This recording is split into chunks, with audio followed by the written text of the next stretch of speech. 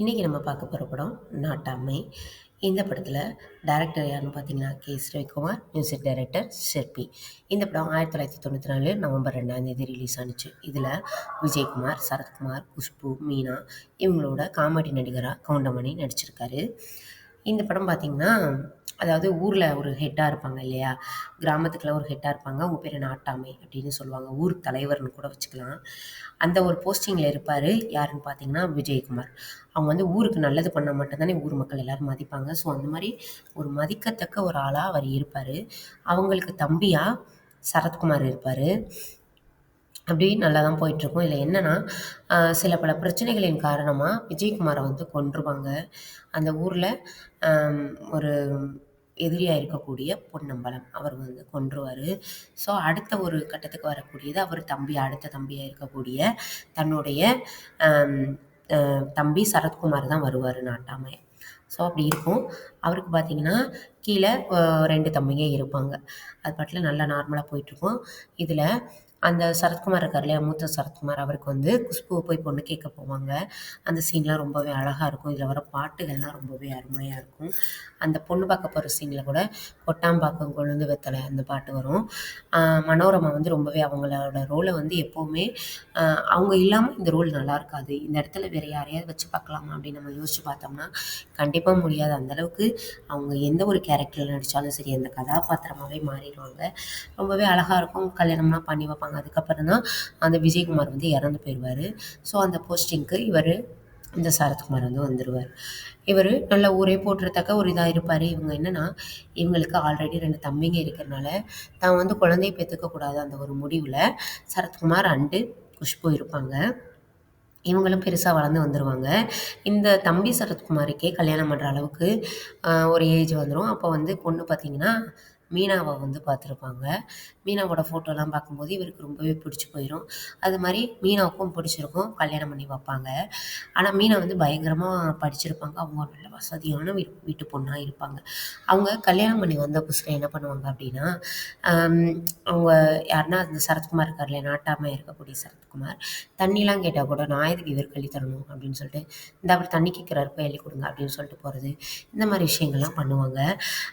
சின்ன சின்ன சண்டைகள் எல்லாமே போட்டுட்ருப்பாங்க. ஏன்னா அவங்களுக்கு தெரியாது, வெளியூர்லேருந்து படிச்சுட்டு வந்தனால இந்த சரத்குமாரோடைய கெப்பாசிட்டி என்ன அப்படின்றது அவங்களுக்கு வந்து தெரியாது. அப்படி தான் போயிட்டுருக்கும். ஒரு தடவை தன்னோட அப்பா வந்து வந்திருப்பார் நாட்டாமையை பார்க்குறக்கு. இவங்க வந்து தன்னோட அப்பா வந்திருக்குன்னு இவருக்கு தெரியாது. இவங்கள்ட்ட சொல்லியிருக்கவே மாட்டாங்க. இவங்க எதார்த்தமாக இறங்கி வருவாங்க மாடியிலேருந்து. அப்போ தன்னுடைய அப்பா இவங்கள பார்க்குறக்கு வரும்போது எப்படி வருவார்னா, அவருடைய ஷூவெல்லாம் அங்கிட்டு கழட்டி வச்சுட்டு, கையெல்லாம் கட்டிக்கிட்டு வந்துட்டு, ஐயா நல்லா இருக்கீங்களா ஐயா, என்ன இதுன்னு அந்த ஊரை பற்றி ஏதோ ஒன்று பேசிட்டு கிளம்புவார். கிளம்ப போகும்போது அப்போ மீனா வந்து பார்ப்பாங்க. என்ன நம்மளோட அப்பா எப்படிப்பட்ட ஒரு பிஸ்னஸ் மேக்னட், இவர்கிட்ட வந்து இப்படி கை நீட்டி நிற்கிறாரே அப்படின்னு சொல்லிட்டு அவங்களுக்கு ரொம்பவே கஷ்டமாக இருக்கும். அப்போ அவர் கேட்பாரு, என்ன வந்துட்டு உங்கள் பொண்ணை பார்க்காம போகிறீங்க அப்படின்னு. ஐயா நான் வந்து பொண்ணை நல்லா விசாரிக்கிற அளவுக்கு உள்ள வீட்லையா நான் வந்து கல்யாணம் பண்ணி கொடுத்துருக்கேன். நீங்கள் எப்படி என் பொண்ணை பார்த்துப்பீங்கன்னு எனக்கு நல்லாவே தெரியும் அப்படின்னு சொல்லி தன்னோட பொண்ணை கூட பார்க்காம அவர் போவார். அப்போ தான் அந்த மீனாவுக்கே தெரிய வரும், இந்த நாட்டாமைங்கிறவர் எவ்வளோ பெரிய ஒரு மனிதர் அப்படின்றது. அதுக்கப்புறம் தான் இவங்க வந்து கொஞ்சம் மரியாதை கொடுக்கவே ஆரம்பிப்பாங்க. தான் வந்து எப்படிப்பட்ட வீட்டில் கல்யாணம் பண்ணி வந்திருக்கோம் அப்படின்றத அப்போ தான் அவங்க ஃபீல் பண்ணுவாங்க. இதில் என்னென்னா, இந்த நாட்டாமை அதாவது ஊரில் ஒரு நல்லவங்க இருந்தாங்கன்னா கண்டிப்பாக அவங்களுக்கு எதிரி ஒருத்தவங்க இருப்பாங்க இல்லையா.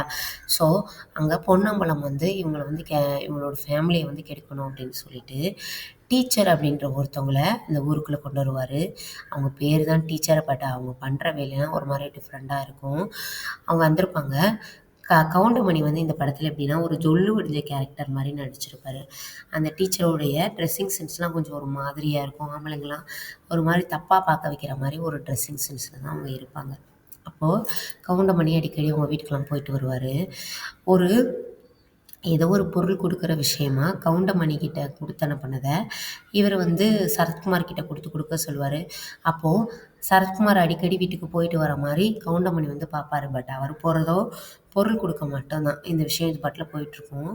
என்னென்னு பார்த்தீங்கன்னா, டீச்சரை வந்து ஒரு பொய் ஒண்ணு சொல்லுவாங்க. சரத்குமார வந்து தப்பா சொல்லுவாங்க. இவர அடிக்கடி நீ வந்து மீட் பண்றதாவும் அந்த மாரி சொல்லுவாங்க. பட் அவங்க சொல்ல மாட்டேன்னு சொன்னதுனால, அவங்கள தூக்குல தொங்க விட்டுருவாரு பொன்னம்பலம். தொங்க விட்டு அவங்களுடைய ரத்தத்திலே செவத்துல இந்த மாரி நாட்டாமையோட தம்பி பசுபதி என்னை கெடுத்துட்டாரு அப்படின்னு சொல்லிட்டு எழுதி வச்சுட்டு இறந்து போன மாரி அ ஒரு சிச்சுவேஷன கிரியேட் பண்ணி வச்சுருவாரு.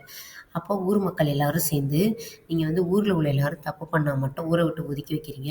உங்க தம்பி இப்படி தப்பு பண்ணியிருக்காரு, என்ன பண்ணுவீங்க?" அப்படின்னு கேட்கும்போது, வேற வழி இல்ல. அவர் அப்படி பண்ணியிருக்க மாட்டாருன்னு இவருக்கு தெரிஞ்சுமே, ஊர் மக்களுக்காகவும், அவங்க வாய அடைக்கிறதுக்காகவும், தன்னோட தம்பியவே ஊர விட்டு ஒதுக்கி வச்சுருவாரு. அப்புறம் பார்த்தீங்கன்னா, மீனா வந்து கன்சீவா இருப்பாங்க. கன்சீவா இருந்து குழந்தை பிறக்க போற சமயத்தில கூட, இவர வந்து ஊர் மக்கள் எப்படி தள்ளி வச்சிருக்காங்களோ, யாரும் போய் அவங்கள தொடக்கூடாது, யாரும் தண்ணி குடுக்கக்கூடாது அந்த மாரி இருக்கும். ஆனாலும் தன்னோட தம்பி பொண்டாட்டியாச்சே, ஸோ அவங்களுக்கு பிரசவம் பார்க்குற மாரி ஒரு சிச்சுவேஷன் அந்த இடத்துல கிரியேட் பண்ணி, இவர பிரசவம் பார்க்க வைப்பாரு.